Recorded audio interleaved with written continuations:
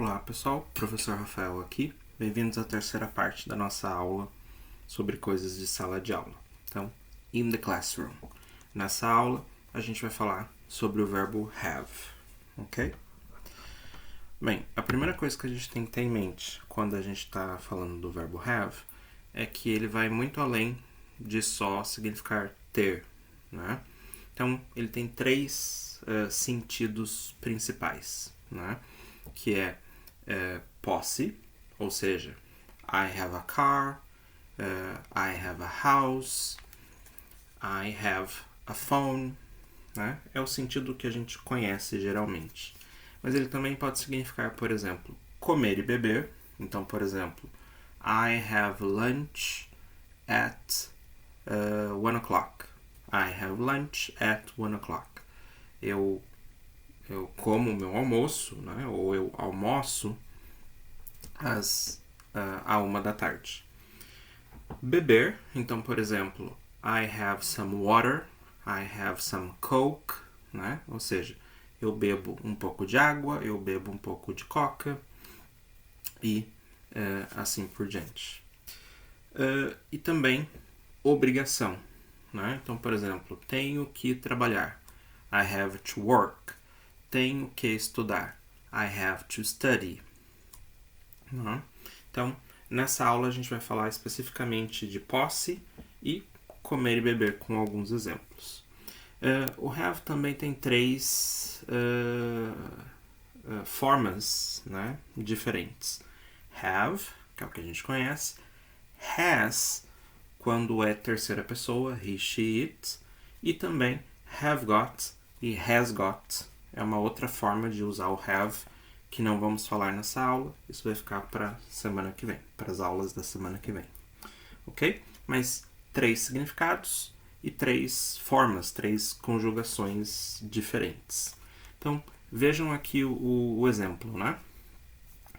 I have a pencil case. You have a pencil case.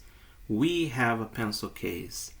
They have a pencil case. Né? Então, eu tenho um estojo, você tem um estojo, nós temos um estojo, eles têm um estojo. Então, have. Quando é he, she ou it, a gente conjuga o have e vira has. He has a pencil case. She has a pencil case. Então, ele tem um estojo, ela tem um estojo. A gente troca o have pelo has. Cuidado, é um common mistake, né? É um erro muito comum o aluno dizer, por exemplo, he has a pen. Não, cuidado. He has a pen. Porque quando é he, she, it, a gente troca o have pelo has. Ok? Bem, vamos dar uma olhada então no have quando é negativa e quando é pergunta, certo?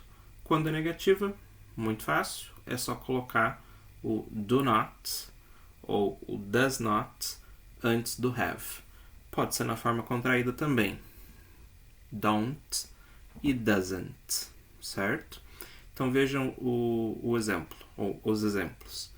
I don't have a pen. You don't have a pen. We don't have a pen. E they don't have a pen. Atenção que don't e do not é a mesma coisa, ok? Quando a gente passa para he, she, it, veja o que acontece. He doesn't have a pen. She doesn't have a pen. E it doesn't have a pen. Certo?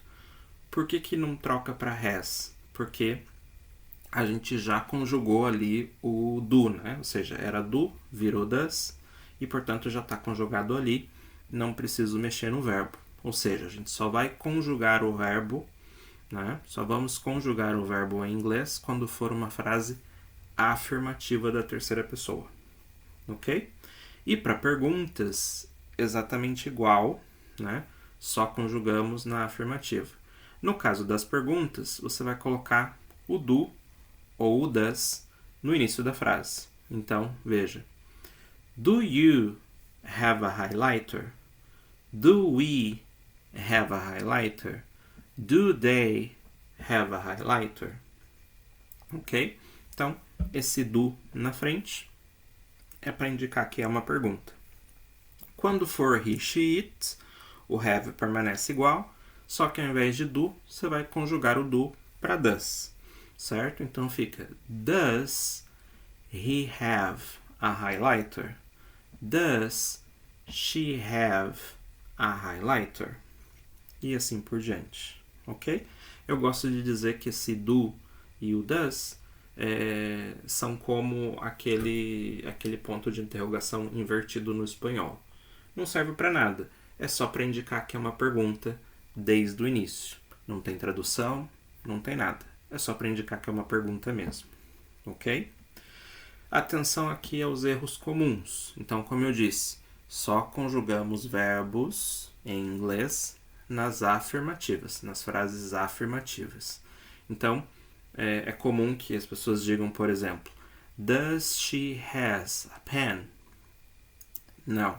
O correto é Does she have a pen? E o mesmo acontece para a negativa. Nada de he doesn't has, e sim he doesn't have a pen. Ok? Bem, muito bem. Vamos então praticar um pouco de conversação. Essa é a parte em que eu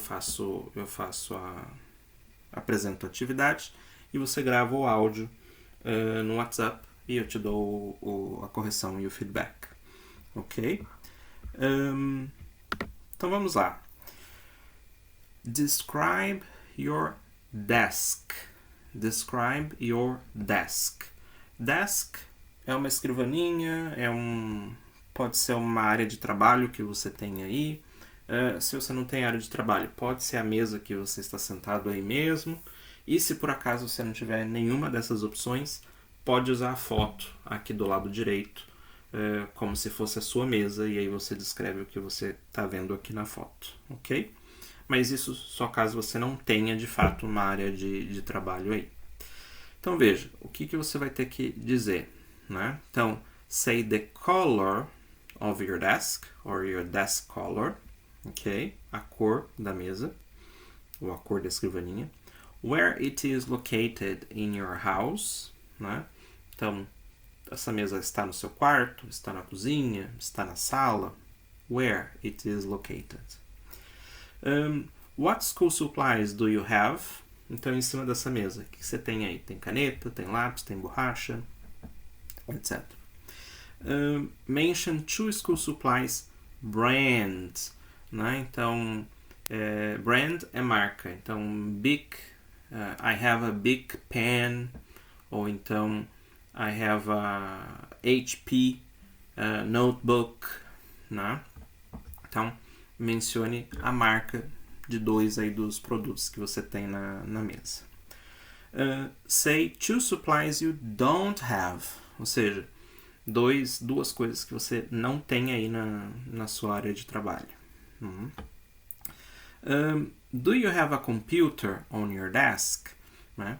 Você tem aí um computador? É um laptop ou é um desktop? Né? Se não tiver, é só falar que não tem. Do you have a comfortable chair? Uma cadeira confortável?